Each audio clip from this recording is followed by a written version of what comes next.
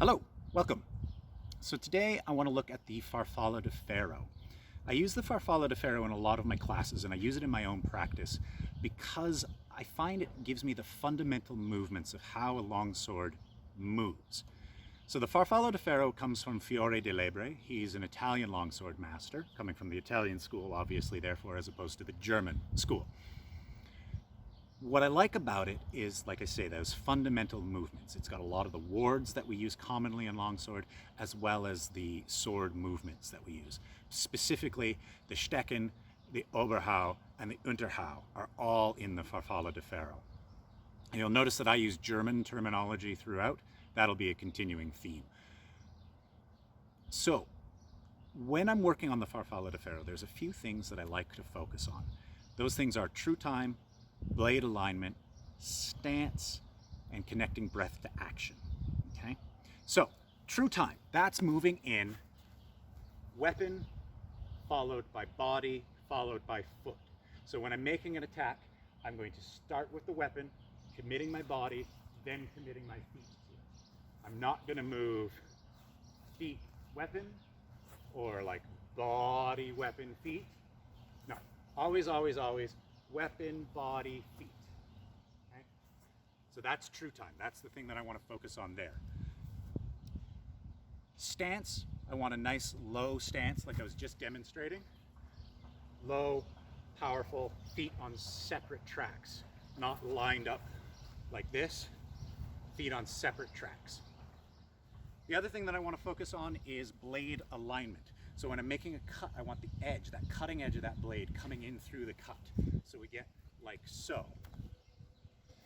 Not getting wonky blade alignment where it kind of comes a little bit with the flat of the blade. Not ideal.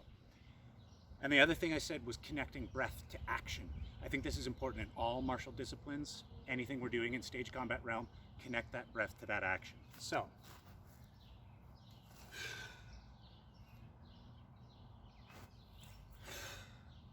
connecting that breath to that action, right? So those are the things that I like to focus on with the Farfalla di Ferro, the things I focus on with my students in all my classes, and for myself in my own practice. Okay, so next let's look at what is the Farfalla di Ferro. So first we'll look at the form of the Farfalla di Ferro itself. I'm not going to talk it all through this, we're just going to look at what the form of it is, after which I'll talk through what the cuts and the wards that are involved in it are.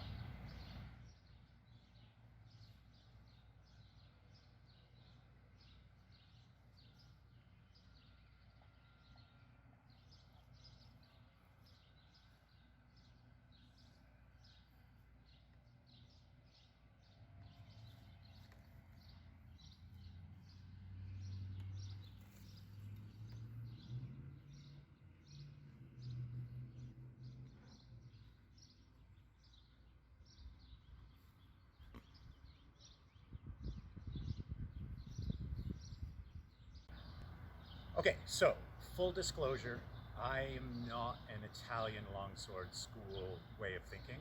I think more in German longsword. So I'm going to talk you through the forms of this in German terminology. So rather than the Farfalla di Ferro, it's really more of the Eisenschmetterling. Same thing, different terminology. So first things first, you're starting in the ward of Zornhut. From there, you're going to do an Oberhau, and you're ending in Alber, okay? From Alber, you're going to transition into Nebenhut, up through Vom Tag, into Ox, and then you're going to Stecken. Drop, and transitioning into a Oberhau. Now I stepped too early there, just because I'm focusing on the guards, not on what I'm doing with my feet. Don't do that. Once again, from Alber into Nebenhut, up through Vom Tag into Ox, Stecken, drop, step, Oberhau. Once again, you're in Alber. From here, you're going to shift, and you're already in Nebenhut. You're going to do a short edge Unterhau, transitioning into a long edge Unterhau, up through Ox into Vom Tag, back down into Nebenhut, and once more through that. Then you're going to do the same course of actions on the opposite side.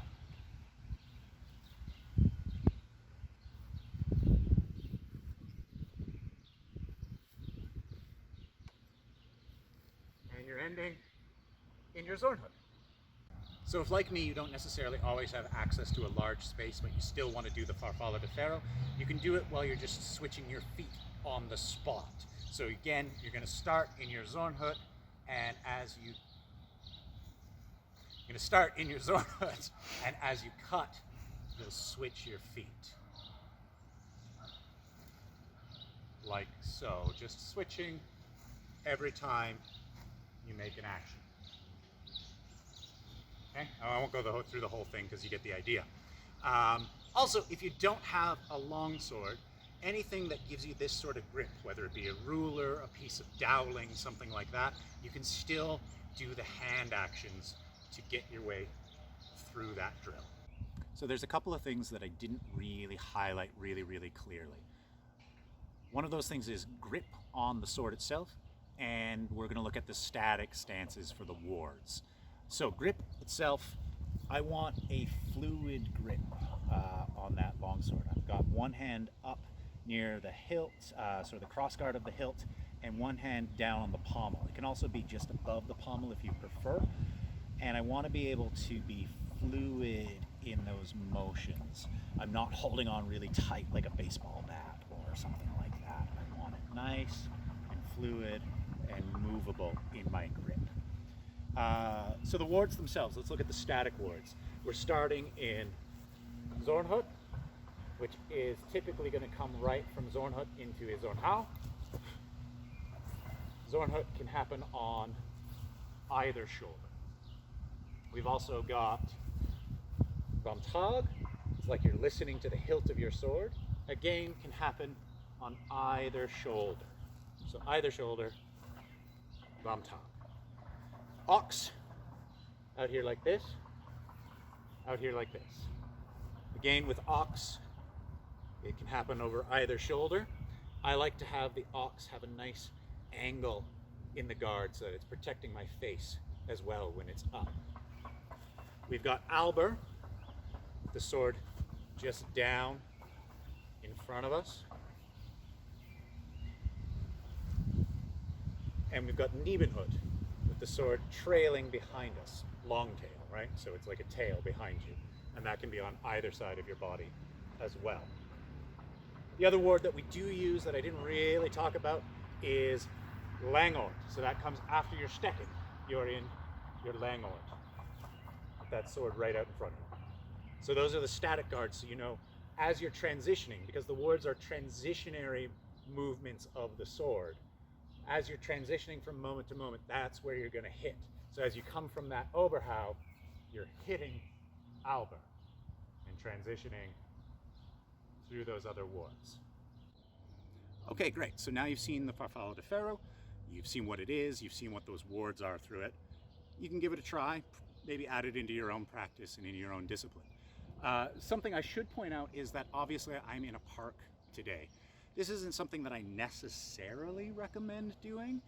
Something that you want to be aware of with your own local bylaws and your own sort of relationship with local law enforcement, whether or not that's something that you feel comfortable doing.